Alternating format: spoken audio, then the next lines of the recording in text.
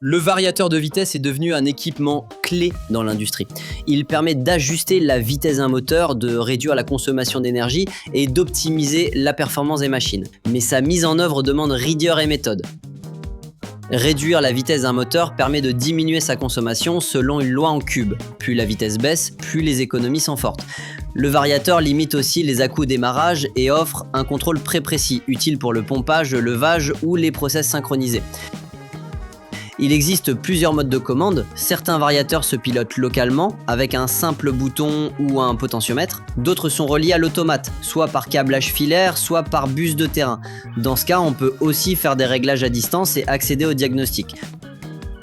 Un variateur n'est pas qu'un boîtier de commande, il intègre des fonctions de sécurité, des modules de contrôle et des protections réseau. Le câblage doit respecter des règles strictes, filtre, blindage, inductance, ne jamais négliger ces précautions au risque de provoquer des pannes ou des perturbations. La mise en service d'un variateur demande un vrai savoir-faire. Il faut analyser la plaque moteur, lancer les fonctions d'auto-ajustement, puis régler les paramètres avec précision. Des outils logiciels permettent aussi de tracer les courbes de fonctionnement. C'est une étape technique à ne jamais sous-estimer.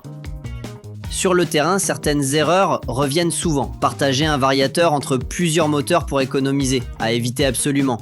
Changer de variateur sans comprendre la cause d'un défaut, mauvaise idée. Un variateur qui affiche une alarme a souvent raison.